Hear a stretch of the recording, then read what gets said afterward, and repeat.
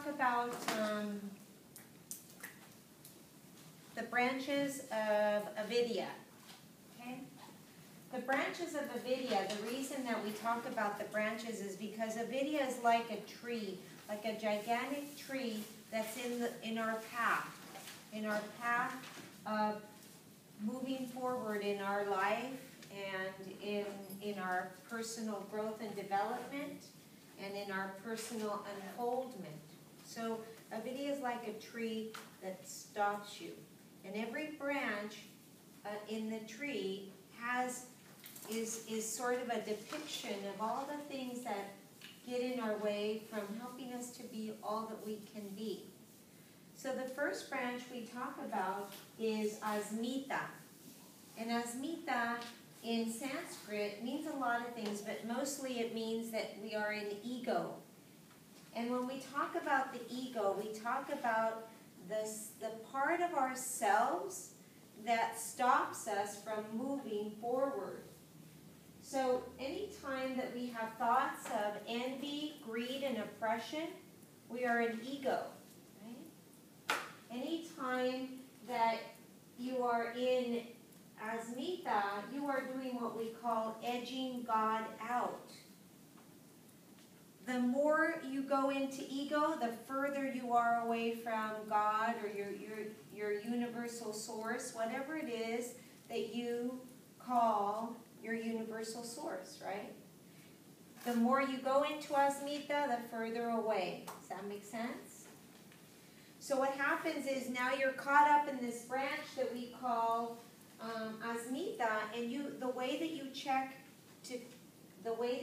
to see is number one is first of all you need to know that when you're in Asmita, your third chakra is out of balance. So along with this reading, with these notes, you have to read the third chakra. Okay? So in the book, you begin to read now the third chakra. If you start to read the third chakra, you're going to see about Asmita, how that fits in. You're going to have to actually use your brain to pull out and extrapolate the information and then wind it back up so that you can understand it. But what happens is anytime that you have thoughts of I am right, or thoughts of I am better than, I'm better than him, I'm better than her, or I'm better than you. Anytime you have those thoughts, you're in Asmita. Anytime that you say, well, I can do that. If somebody else wasn't able to do something, and you step up and you say, well, I can do that, then you're in an oppressive mode. You're trying to step on top of that person to get up to where you need to be. You see, and that is an unhealthy self-esteem. You're using other people to make you feel bigger and better. And that's how you're in Asmita. Whenever you say, I'm always right, I don't care what you say, I'm always right, you're in Asmita. And then anytime you think about, I have to be better than him, it's not about doing it because you're going to satisfy yourself or some dream. It's because I just want to be better than her. That's all. The only reason I'm doing it is because I want to prove that I can be better than her. Then you are in what we call envy and greed. Anytime you think I can beat them no matter what. Right? So now you're pushing yourself up. Your ego is pumped up. And if you can think about this, have you ever seen a rooster before he fights? What does a rooster do before he fights? He pumps up his chest and he just starts to walk around, and and that's where it's the same thing.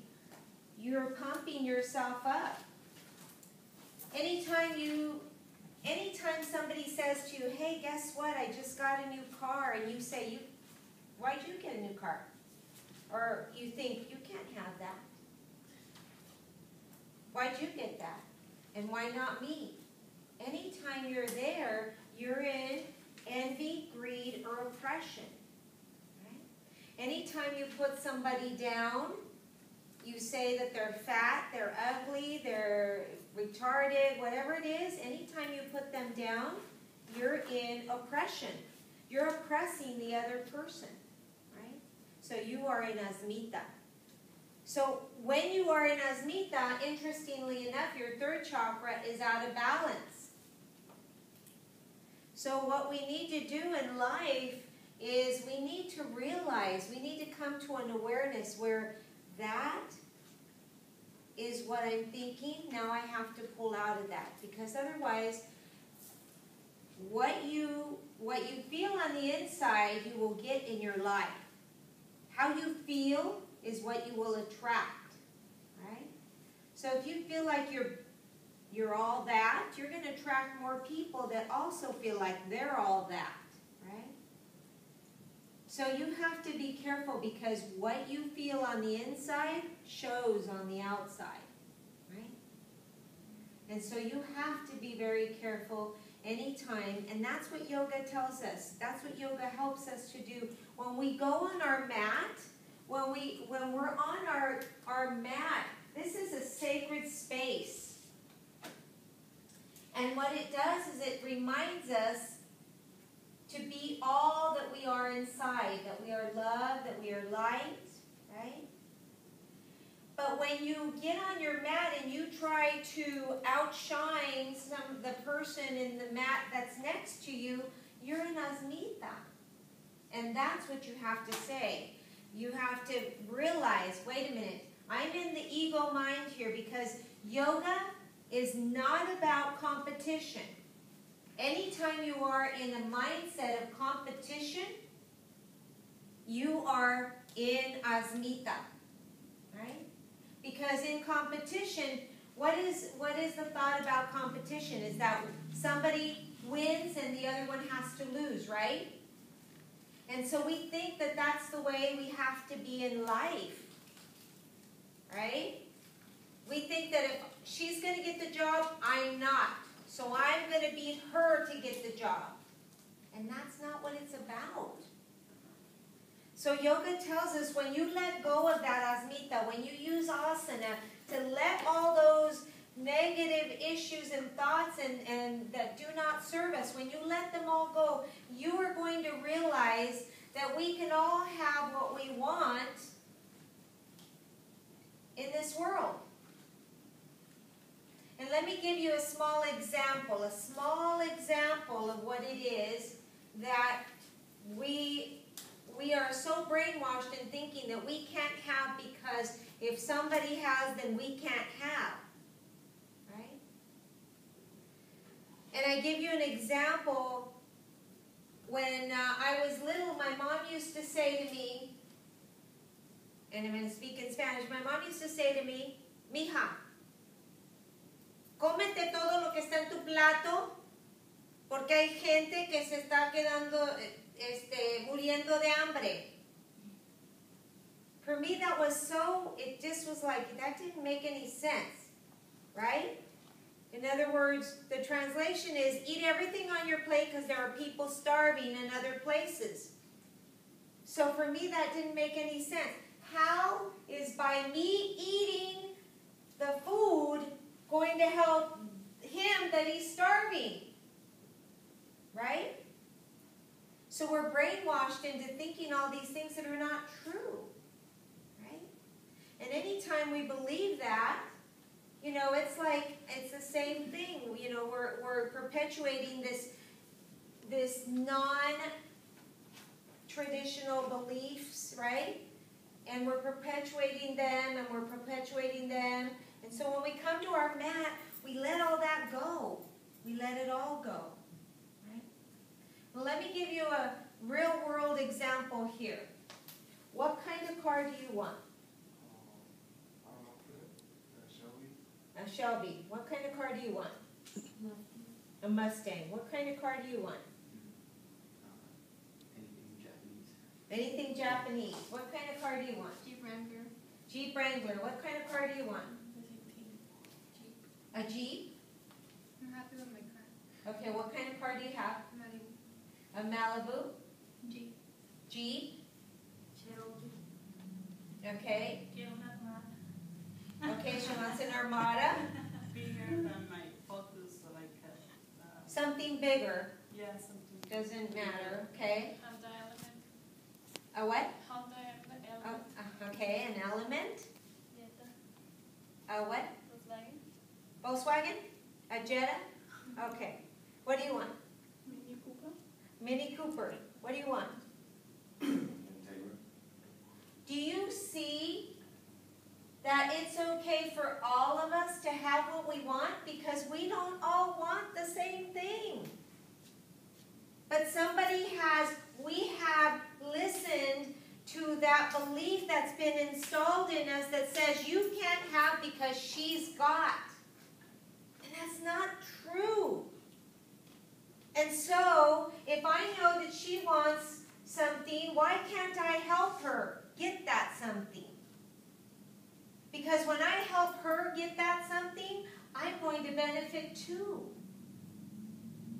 Right? And so we have to begin to change our paradigm, but we can't do that until we let go of all that doesn't serve us. Let go of all those thoughts, beliefs that no longer serve us. And that is why we come to our sacred space right here in our mat. Because through this mat, we let go. We realize that our yoga today doesn't have to be like her yoga. Doesn't have to be like his asana. It's like me. And it's only for me. And it only expands me. But as long as we think we have to be better than her, than her, than her, than her, we are in Asmita. Because there's no one that you have to be better than. And the only place that we're all going to get ahead in this world, the only way, is by helping others to get ahead too. And to stop believing what the media says when they say, there are no more jobs. Okay, well, if there are no more jobs, then what are you going to do? Create them yourself. Create them yourself. Figure out a way to create them yourself. Right? And so that's what we have to do. We have to begin to take hold of those things, right? And move them out. We have to pluck out. You know how you have a garden and it's full of weeds? In order for the garden to look pretty, what do you have to do? What do you have to do, Joel? Pull the weeds out. Pull the weeds out. And that's what those thoughts and beliefs are, weeds. So let's get them out of our head. And how do we get them out of our head? By coming to our sacred space, by moving our body, by accepting our body exactly as it is every day, because every day it's different. Acceptance of my body, my place, the way I feel, and that way I can accept everybody else. Right? If you are focused on your own business, you're not going to have time to focus on anybody else's business. Right? If you've got time to talk to her about her, you got too much time on your hands. Right? You've got too much time on your hands because your whole purpose in life, in order to keep that third chakra balance, is to talk about your power center. This is your power center. This center right here. Okay? Your third chakra. So make sure you guys read the third chakra. And we move forward. And your homework, here's your homework. Are you ready? Your homework is to write 2 pages in your journal with as much detail as possible what it is you want in your life and where you want to be in 2 years. Now, I don't want a sentence that says I want to be graduated. No. I want you to write a story. It's your dream with as much detail as possible. I want to have my degree in blah, blah, blah, blah, blah. I'm going to be happy living here. And what does that house look like? What does the car look like? What does your life look like in 2 years? Exactly. Don't be afraid. Don't stop yourself.